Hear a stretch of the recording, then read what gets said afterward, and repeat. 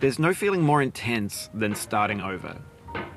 If you deleted your homework the day before it was due, as I have, or if you left your wallet at home and you have to go back after spending an hour in the commute. If you won some money at the casino and then put all your winnings on red but it came up black. If you got your best shirt dry cleaned before a wedding and then immediately dropped food on it.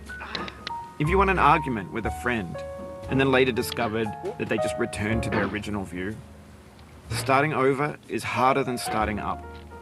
If you're not ready for that, like if you've already had a bad day, then what you're about to go through might be too much. Feel free to go away and come back. I'll be here. Alright, thanks for coming with me on this trip. I'll understand if you have to take a break at any point. Just find a safe place to stop and quit the game. And don't worry, I'll save your progress, always, even your mistakes. This game is a homage to a free game that came out in 2002, titled Sexy Hiking.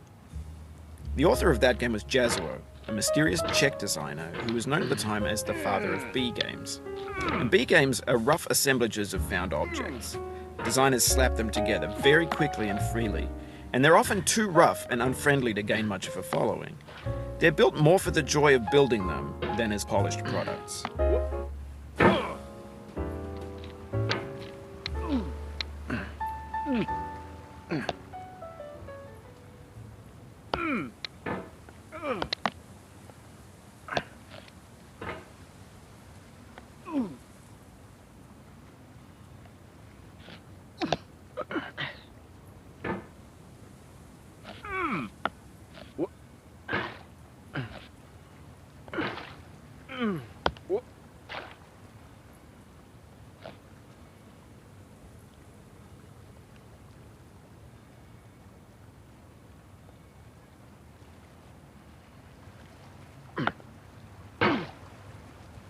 Oh, you just lost a lot of progress. That's a deep frustration, a real punch in the gut.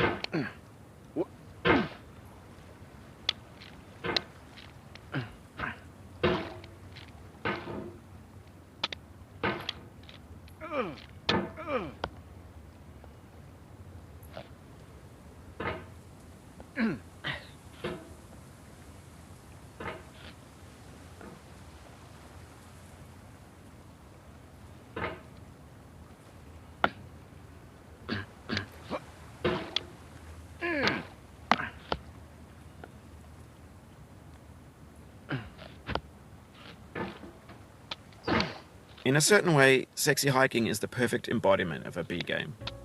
It's built almost entirely out of found and recycled parts, and it's one of the most unusual and unfriendly games of its time. In it, your task is simply to drag yourself up a mountain with a hammer. And that act of climbing, in the digital world or in real life, has certain essential properties that give the game its flavor. No amount of forward progress is guaranteed. Some cliffs are too sheer or too slippery. And the player is constantly, unremittingly in danger of falling and losing everything. Anyway, when you start Sexy Hiking, you're standing next to this dead tree that blocks the way to the entire rest of the game. It might take you an hour to get over that tree, and a lot of people never got past it. You prod and you poke at it, exploring the limits of your reach and your strength, trying to find a way up and over. And there's a sense of truth in that lack of compromise. Most obstacles in video game worlds are fake. You can be completely confident in your ability to get through them once you have the correct method or the correct equipment or just by spending enough time. In that sense, every pixelated obstacle in Sexy Hiking is real. The obstacles in Sexy Hiking are unyielding, and that makes the game uniquely frustrating. But I'm not sure Jazzuo intended to make a frustrating game. The frustration is just essential to the act of climbing, and it's authentic to the process of building a game about climbing. A funny thing happened to me as I was building this mountain. I'd have an idea for a new obstacle, and I'd build it, test it, and it would usually turn out to be unreasonably hard. But I couldn't bring myself to make it easier. It already felt like my inability to get past the new obstacle was my fault as a player rather than as a builder. Imaginary mountains build themselves from our efforts to climb them, and it's our repeated attempts to reach the summit that turns those mountains into something real. When you're building a video game world, you're building with ideas, and that can be like working with quickset cement. You mold your ideas into a certain shape that can be played with, and in the process of playing with them, they begin to harden and set until they're immutable, like rock. And at that point, you can't change the world. Not without breaking it into pieces and starting fresh with new ideas.